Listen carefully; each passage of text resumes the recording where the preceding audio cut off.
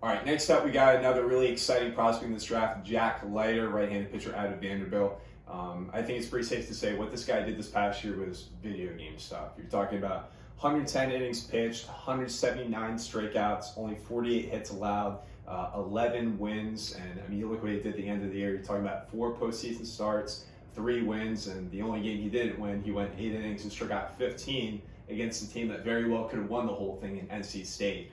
So when you're looking at this kid, the fastball definitely jumps off the table. It's got a 70 grade, sitting around like 94 with that fastball, touching anywhere to 98. Curveball also has a plus grade. He used those 2 pitches this year about 80% of the time, which he had a lot of success with that. And I think when we look at Jack Leiter, obviously he's got big league blood.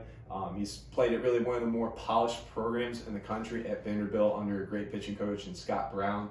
So when we pull up the video, when we start to look through some of these things, when you break down Jack Leiter's really a video game season, Eugene, what are some of the things that stick out to you? What makes him such an intriguing prospect? And if you were going to take a chance on this kid 1-1, like what are your biggest selling points? Well, first of all, Vanderbilt baseball, I mean, it's ridiculous. They're an electric factory. Scott Brown's done a really good job over there. Obviously, Corbs as well, and started with DJ.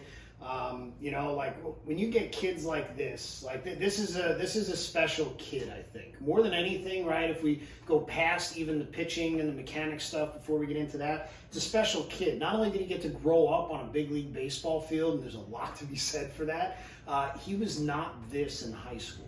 Like, there's a clear path of development here. There's a clear path of want, right? Like, from everything I've heard, this kid has really taken his own development into like his hands and gone after it. He decided, I want to be a big leaguer. I know I can do it. And he's gotten after it, right? And Vanderbilt and Scott and all those things have been an amazing combination and conduit for him. So I think he's got a ton of moxie. I think you can definitely see him on the mound pitching in a big league game relatively quickly. I think he's probably, out of all the prospects in the draft, probably one of the guys that you could see in a big league uniform the fastest, right? I mean, that's your fastest bet. So there's definitely a lot to like about him. It's a pretty electric fastball. There's some pretty good breaking stuff. I know you talked to us about that slider a little bit and what you had mentioned. Yeah. So it's a really good thought. I think looking at Jack, his 2 big pitches this year were his fastball and his curveball, and him really trying to project as a starter, probably at that next level. What he does with his 3rd pitch is going to be pretty interesting because he dabbled with the slider this year, throwing it about like a 14.1% clip. But it was a relatively low spin pitch. It did not perform really as well as I think he wanted it to. It had about a hard hit percentage, or a damage percentage, which, just to give you context, that's balls hit 90 miles an hour and at least a 10-degree launch. His sliders were hit at 37.5% damage rate. And then his changeup, he really didn't throw too much at a significant clip. So for me, that 3rd pitch is going to be really interesting to see what he wants to do. Maybe if he refines the changeup, or maybe if he even refines the slider, or maybe makes it a little bit smaller into a cutter. So that's going to be something I want to look at as a team. Like, what's that 3rd pitch going to look like? Because you can even see guys like a Tyler Glasson this year where electric fastball, electric curveball, but he ended up adding a slider, something a little more horizontal movement, and he was definitely reaping some success before he ended up getting hurt this year. So that's going to be an interesting point for me going forward, looking at a kid like this starting at the big league level. Yeah, for sure, and that's really, really well said, Parksy. I also think that when you're looking at development, there's a couple different ways you could look at it. Like, for him to develop his slider, like, it could be a grip difference, right?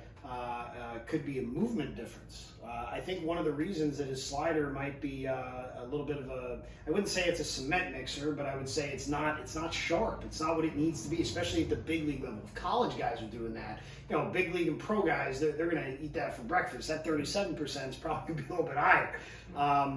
For me, it looks like he's extremely linear at the moment. Like, he's trying to get a lot of extension. And when you try to do that, sometimes it can create just a little bit of vault and a little bit of drag, right? Because you're not actually capturing rotational energy as well as you could potentially. So to give you an understanding of what that looks like, if we're trying to capture energy, when we turn, right, we need our humerus, this upper part of our arm, to work around our spine, but we also want the forearm to work around the humerus in a circle, kind of like a whip.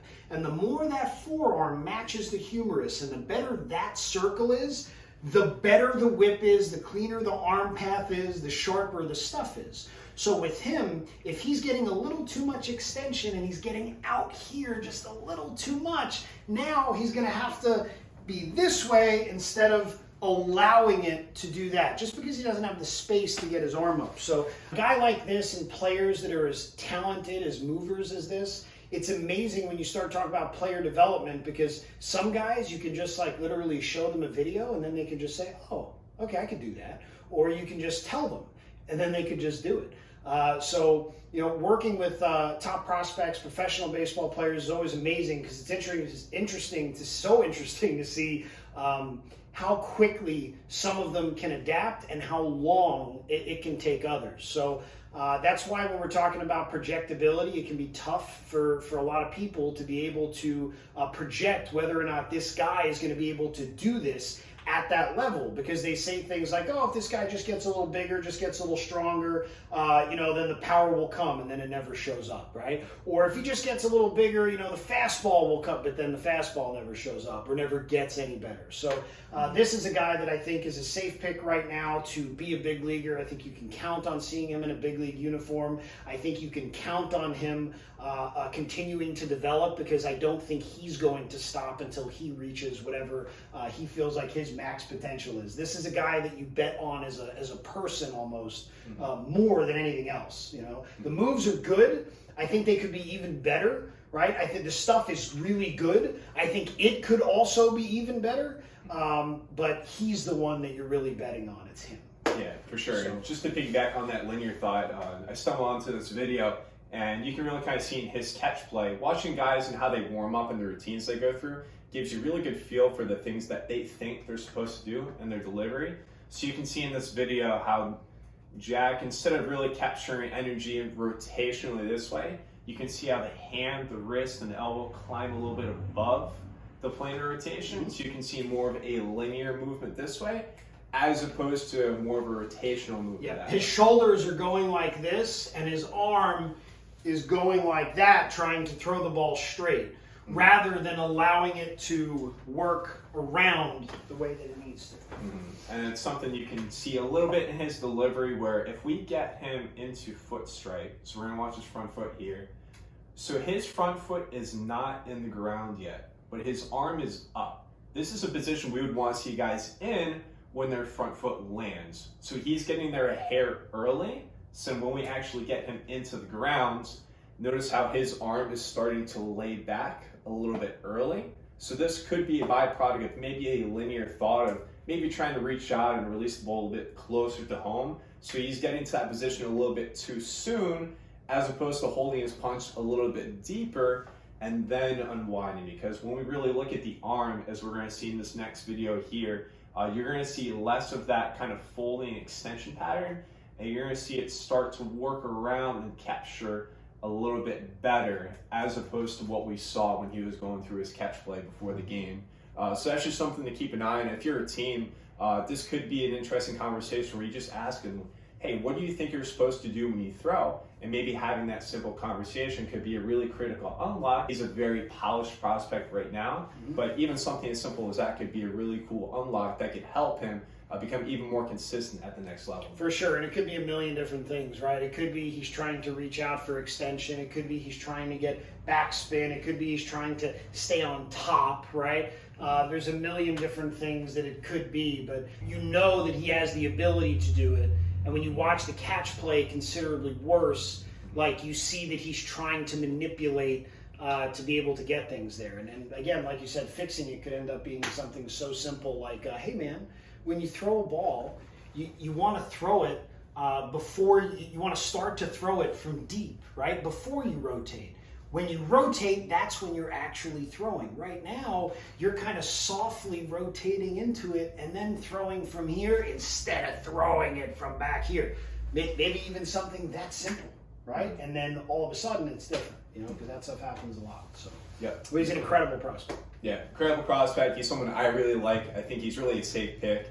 It's really going to kind of depend on really what Pittsburgh needs, and if they want maybe someone that's a little more polished, that's going to get to the big league sooner, as opposed to maybe like a high school prospect like in there that might be there 2, 3, 4 years. But either way, a lot of things to like about Jack Leiter, polished prospect, like plus kids. So very excited to see kind of what he does at the next level.